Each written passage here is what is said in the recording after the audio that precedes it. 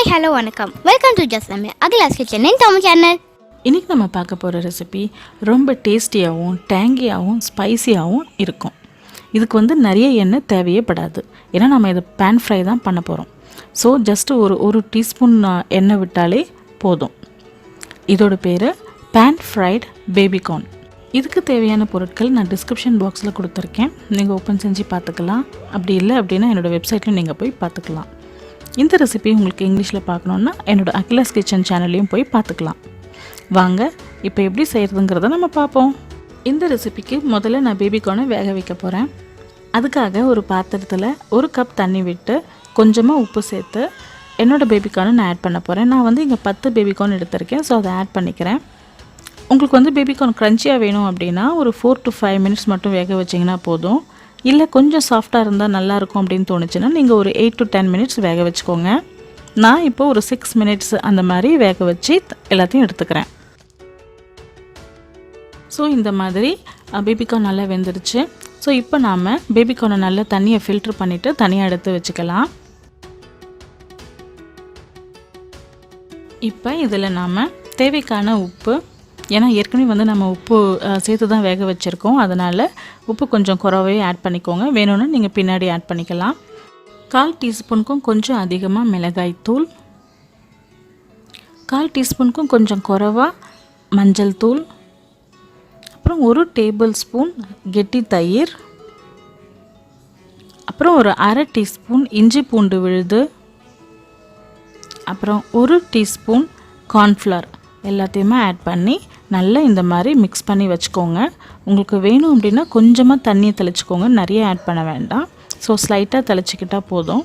So இப்போ எனக்கு தயிர்லேருந்து எனக்கு கரெக்டாக இருந்தது, அதனால் இந்த மாதிரி நல்லா மிக்ஸ் பண்ணி ஒரு 10 minutes நல்லா மேரினேட் ஆகட்டும். இந்த மசாலாவில் உங்களுக்கு வேணும்னா ஒரு 1/4 டீஸ்பூன் ஜீரகத்தூளையும் ஆட் பண்ணி மிக்ஸ் பண்ணிக்கலாம். அப்புறமா ஒரு பேனில் ஒரு டீஸ்பூன்லேருந்து 2 டீஸ்பூன் அளவு எண்ணெயை விட்டு எண்ணெய் சூடானதும் இந்த மாதிரி பேபிகார்னை போட்டு நம்ம ஃப்ரை பண்ணலாம். ஸோ ஃப்ரை பண்ணும்போது நம்ம பேபிகார்னை ரொட்டேட் பண்ணி விடணும்.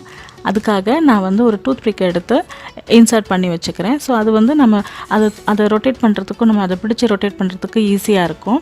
அதே மாதிரி சாப்பிடும் போதும் குழந்தைங்களுக்கு கொடுத்திங்கன்னா அதை பிடிச்சிட்டு சாப்பிட்றதுக்கு அவங்களுக்கு விருப்பப்படுவாங்க, ஈஸியாகவும் இருக்கும். அதனால் இந்த மாதிரி ஒரு டூத் ஸ்டிக் எடுத்து இன்சர்ட் பண்ணிவிட்டு இந்த மாதிரி ஃப்ரை பண்ணிங்கன்னா நமக்கும் ஈஸியாக இருக்கும். அதே மாதிரி நீங்கள் டூத் ஸ்டிக்கை பிடிச்சி ரொட்டேட் பண்ணும்போது பார்த்து கவனமாகவே பண்ணுங்கள், கையை சுட்டுக்காதீங்க. நான் கொஞ்சம் லோவில் வச்சு தான் நான் இப்போ ரொட்டேட் பண்ணும்போது அப்பப்போ லோவில் வச்சுட்டு நான் அதை ரொட்டேட் பண்ணேன். நான் ரொம்ப எண்ணெய்லாம் விட்டுருக்கோம் இல்லையா, ஸோ மேலே தெளிக்க ஆரம்பிக்கலாம். அதனால் கொஞ்சம் கவனமாகவே நீங்கள் இது பண்ணுங்கள். உங்களுக்கு இந்த மாதிரி டூத் பிக்கை வச்சு பண்ணுறது கஷ்டமாக இருந்ததுன்னா நீங்கள் கவலைப்படாதீங்க. டூத் பிக் இல்லாமல் ஜஸ்ட் நார்மலாகவே பேபிகார்னை போட்டு ஃப்ரை பண்ணிவிடுங்க. 2 fork or ஸ்பூனை வச்சு டர்ன் பண்ணி விட்டுக்கோங்க. அதுக்கப்புறம் பண்ணி முடிச்ச அப்புறம் நீங்கள் கூட இந்த டூத் ஸ்டிக்கை அப்புறமா கூட இன்சர்ட் பண்ணிக்கலாம். இப்போ பார்த்தீங்கன்னா தெரியும் நம்மளோட பேபிகார்ன்லாம் நல்லா ஃப்ரை ஆகிடுச்சு. பாருங்கள், எல்லா இடமும் சுற்றி நல்ல ப்ரௌனாக பிளாக் மாதிரி நல்லா ஆகிடுச்சு. அவ்வளோதான், நம்மளோட பேபிகார்ன் ரெடி ஆகிடுச்சு.